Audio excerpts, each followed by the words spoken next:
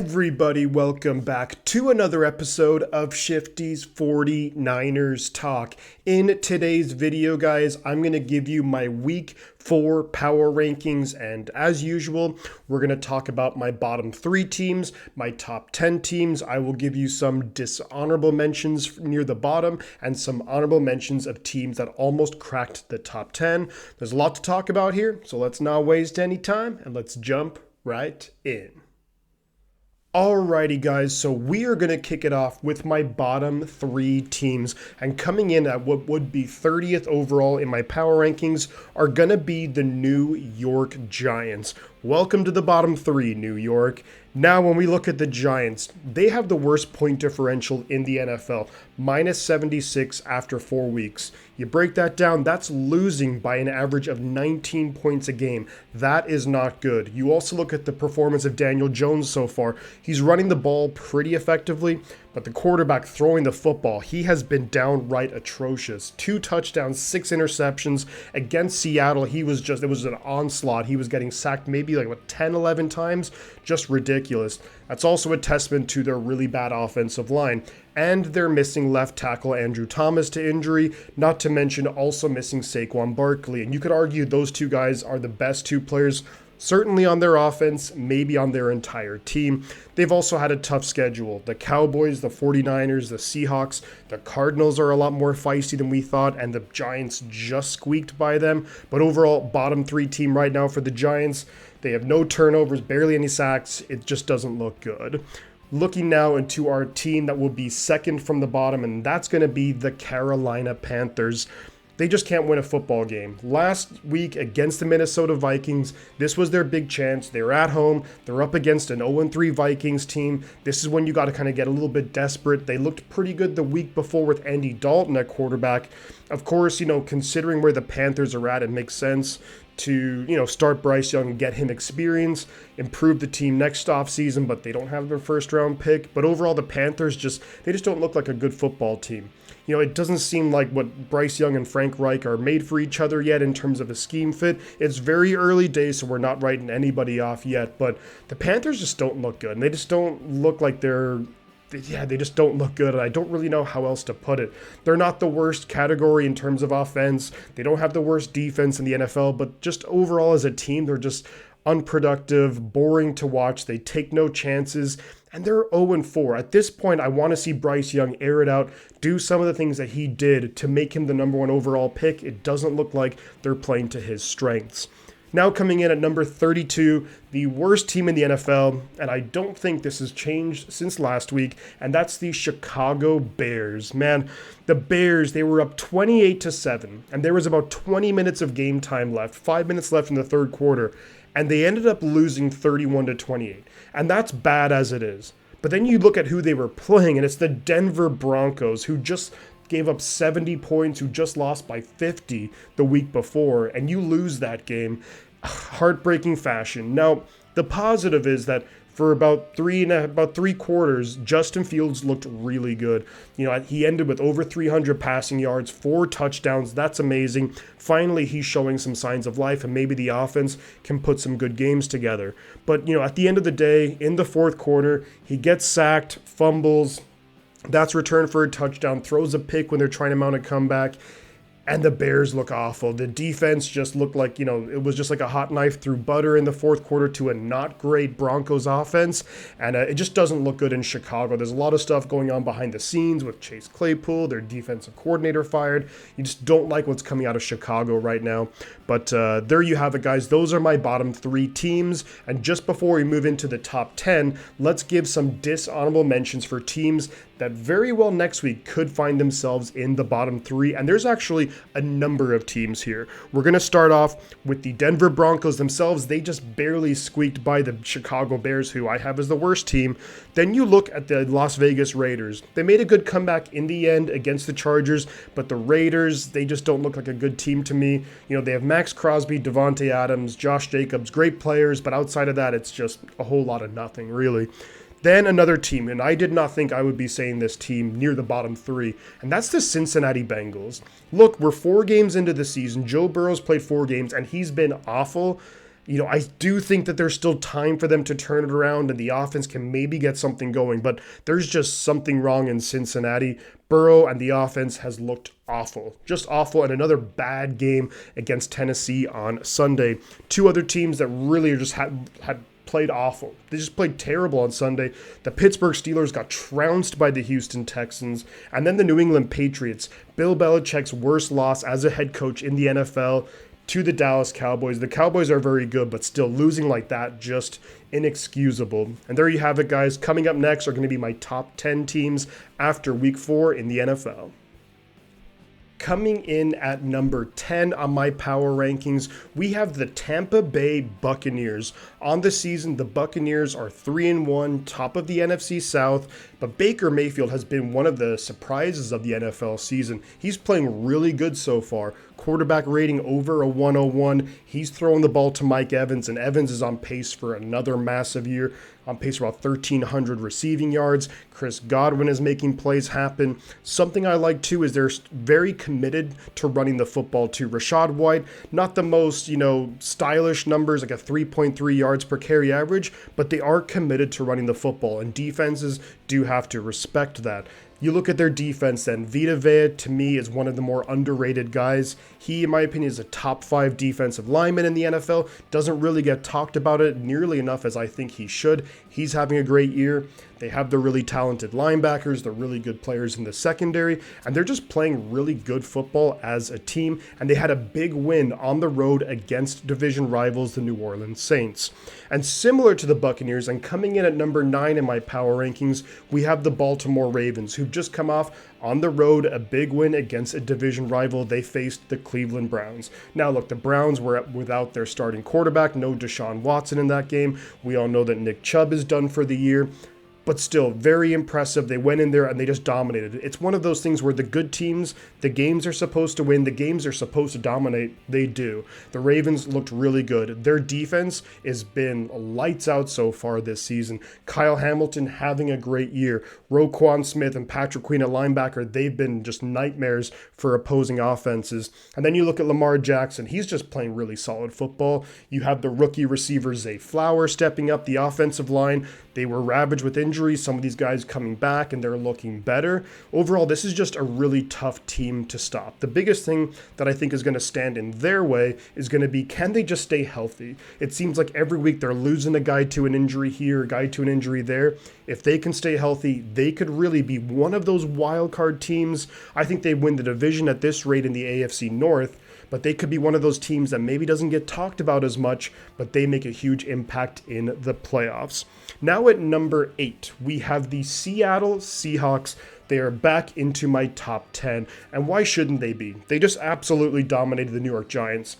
And similar to what I just said about Baltimore, Seattle were playing a team, the Giants, who they're supposed to win and supposed to beat good, and they just beat them down. Although Seattle, in that game, look, the scoreline heavily favored Seattle is 24-3, but the Seattle had a lot of mistakes, a lot of holding calls, and that's somewhat to be expected. They ended up missing like 3 or 4 guys from their starting offensive line. That could be a concern moving forward as they face, stiffer competition. But overall, Seattle's played really good football ever since week 1. They had that bad loss to the Rams, which is bad, but it doesn't look as bad now, knowing that the Rams are playing really solid football. But overall, Seattle, they're doing really well. Their run game has been amazing. You just look at how consistently good and productive they've been. You look at Kenneth Walker, Charbonnet, DK Metcalf on pace for a big year, and they have a lot of weapons on defense too. Rookie Devin Witherspoon could be in for a shout for Rookie of the Year, at least Defensive Rookie of the Year. But overall, Seattle playing good football, coached really well by Pete Carroll. I think they're going to figure it out. Once they get healthy on the offensive line, just watch out. This offense could really, really take off. Now coming in at number 7, we have the Detroit Lions.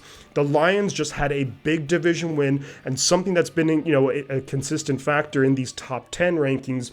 They won on the road against a division rival. But on the short week in Green Bay, they get a very impressive win.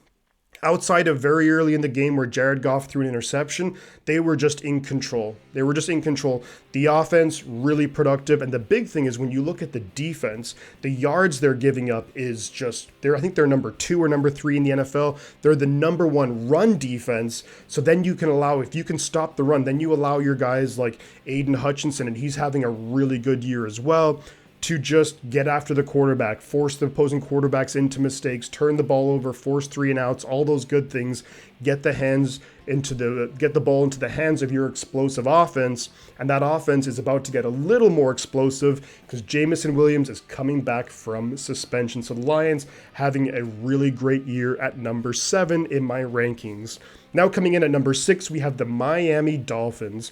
They had that big win week 3 against the Denver Broncos, then a big loss to division rivals, the Buffalo Bills, 48-20. It was one of those things where this was a matchup, one of the more anticipated matchups that you would see in a regular season. The Dolphins playing great. The Bills have really turned it around.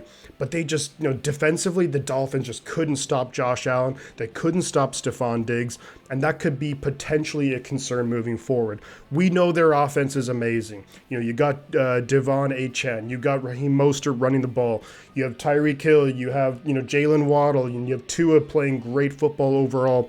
But can the defense step up? That's the big thing. Opposing defenses are going to adjust to the offense somewhat, but the defense has to be able to slow down opposing offenses. If not, they could find themselves in trouble come January. And coming up next, guys, I'm going to have some honorable mentions of teams that almost made my top 10. Then I'm going to give you my top 5 teams. Before we get into the top 5, let's talk about some of my honorable mentions of teams who could have made the top 10 and with another good game or two could crack the top 10 but didn't yet this week. I'm going to talk about both LA teams very quickly. The LA Chargers, nice win against the Raiders, kind of faltered towards the end, but overall they got the win. The offense, explosive. Justin Herbert's crazy good. You look at the defense, Khalil Mack, 6 sacks. They have so much talent on paper. Brandon Staley, I don't trust as a head coach, but if they can put it all together, they will be very, very dangerous. Then you look at the LA Rams. They're one of the surprises of the NFL, and they're only 2-2. I thought they would have been one of the worst teams in the NFL. I thought they would have been in the running for Caleb Williams in next year's draft. But they're playing really solid football, and credit to Sean McVay, the coaching staff, and the players for really stepping up this year. Then you look at the Green Bay Packers. Yes, they had a bad loss to the Detroit Lions at home, primetime game. But look, now Jordan Love, they have an extra few days to rest and recover. I think they're getting some of their weapons back. Christian Watson, Aaron Jones wasn't that healthy against the Lions. Now you really have your full complement of weapons. I do like a lot of their players on defense. I think they're a team that's going to really hover right around that playoff spot come January. And finally, the Cleveland Browns. Look, bad loss against the Baltimore Ravens, but they didn't have their quarterback. They're still adjusting to life without Nick Chubb. I think you get Deshaun Watson back. Their defense is crazy good. Get your quarterback back, and I think you're good to go. And I think, again, you could be competing with the Baltimore Ravens for the AFC North title. Now let's move into my top 5 teams. And at number 5, I have the Kansas City Chiefs. The Kansas City Chiefs eked out a win against the New York Jets, and the Jets were a team that were reeling, that, there were so many question marks about Zach Wilson. He ended up looking really good against their defense, and the Chiefs, it was a weird game. Like the Chiefs, they looked unstoppable in the first quarter, and after that, Mahomes looked very human, a number of interceptions, had one called back, which I don't know about. I don't think it was pass interference or holding against Sauce Gardner. They could have easily lost that game, and that would have been dreadful, especially, and they could have been 2-2 on the year after their week 1 loss to the Lions. But the Chiefs, I think they'll get it together. The defense is coming together with Chris Jones back. Mahomes, Kelsey. The big thing is they just need to figure out who is going to be their go-to receiver. Maybe they just don't have one, but that's going to be a question all year long. Before, they could always rely on a Tyreek Hill, or even last year, Juju Smith-Schuster would step up. They had a number of guys who would step up. This year, I just don't see it right now, but it could happen. Now at number 4, we have the Dallas Cowboys. The Dallas Cowboys bounced back after a very, very bad Week 3 loss. They just they dominated the New England Patriots, the worst loss Belichick has had in his career, and wow, super impressive. Overall, you look at the Cowboys numbers, they're number 1 in the league in turnovers, turnover rate. Their defense is top 5. Their offense is about top 10 in terms of yardage. I think it'll get better as they go on. But, man, this Dallas Cowboys team is going to be tough. And look, Sunday night, Cowboys 49ers. Does it get any better than that? I don't think so. Overall, the Cowboys, really good job by them after responding to just a bad Week 3 loss against the Cardinals. Now, coming in at number 3 in the power rankings, we have the Philadelphia Eagles. The Eagles are 4-0. They're playing good football, but they haven't stepped into that next gear yet. You look at Jalen Hurts, his numbers aren't spectacular. 5 touchdowns, 3 interceptions. The run game has been really good with DeAndre Swift. A.J. Brown just had a big game, and we know what Devontae Smith can do. This is a very good team, and I don't want Eagles fans to take it as any slight that they're number 3. It's very close up in the top 3. The defense is playing pretty good, but you gave up a lot of points to the Commanders. Jalen Carter is an absolute stud as a rookie. Overall, very good football team. I think that they just haven't played nearly their best football yet, and once they do, they could easily be number 1 in the NFL. Now, at number 2, we have the Buffalo Bills. The Bills, after that Week 1 awful loss to the New York Jets, Rodgers gets hurt straight away, and they just look terrible. Ever since then, Josh Allen, in my opinion, is the league MVP. If you look at weeks 2, 3, and 4, he's the league MVP. He's just been amazing. The defense has also been really, really good. I don't want to say shut down the Miami Dolphins because they gave up 20 points. However, considering how Miami is by far and away the best offense in the NFL when you look at the stats, and they held them, they limited them and they're coming in with all the confidence in the world. So great job by the Buffalo Bills. The offense is rolling, the defense is playing great. Some concerns though, Tre'Davious White, season-ending injury, that's really bad, but you're getting Von Miller back. So maybe you get that another edge rusher back in Von Miller. That makes the opposing quarterback have to speed up. Your DBs don't have to cover as long. Is it a wash? I don't know, but really tough to lose Tre'Davious White. But, Bills fans, there is reinforcements on the way in the shape of Von Miller, and they're number 2 in my rankings. And at number 1, we have the San Francisco 49ers. I mean, come on. The 49ers are playing the best football in the NFL. There's not like you'll have one team like the Dolphins in week 3. That week but just consistently. The 49ers have scored 30 or more points in every single game. 3 of the games, at least on the scoreboard, they just dominated. They dominated the Pittsburgh Steelers, beat them by 23. They dominated the Arizona Cardinals on the scoreline. The game was closer than the scoreline suggests, I'll say that. But scoreline, they ended up winning by 19. You beat the Giants by, 18 points. The close game was against the Rams. Beat them by 7 still. Really should have been 10. That's last-second field goal, whatever. But the Niners, you look at their stats. Number 2 in the NFL in offense, number 5 in defense. And I think this is a case where the defense hasn't, when I talk about the Eagles not playing their best football, the 49ers defense hasn't nearly played their best football yet. Nick Bosa has had 1 sack in 4 games. That's not going to continue. This defense is going to play better, adjusting to Steve Wilks as the defensive coordinator. They're going to step it up, and they're going to just keep getting better as the season goes on, and the offense is just able to put up points. It's kind of, I don't mean to sound cocky or arrogant, but it's almost gotten to the point where the 49ers, when they don't score points on a drive, I'm almost like, what went wrong? What happened? Which didn't used to always be the case, but the offense is rolling. Christian McCaffrey, 4 touchdowns, and when you look at it, he is going to make a case for himself to be the NFL MVP, the MVP of the league, not the offensive MVP, the MVP of the NFL. I could absolutely see it if he stays on this pace. Now, that's not an easy thing to do, but if he does, he could easily be the MVP. Well, there you have it, guys. There's my power rankings after week 4 in the NFL. Of course, I absolutely want to hear your thoughts on my rankings. I want to see what your rankings are, where you agree with me, where you disagree with me. That's always the fun part with the power rankings videos. You get that really good discussion going. I'm all for it. I'm open to it. I'm open to having my mind changed as well. But if you guys enjoy the content, do like the video. Feel free to share it on social media. Subscribe to the channel if you haven't already. I want to also also say a huge shout out to everyone on the streams there on Sunday against the Arizona Cardinals. That was so much fun. Thank you all for coming along and making it just a great experience for everyone.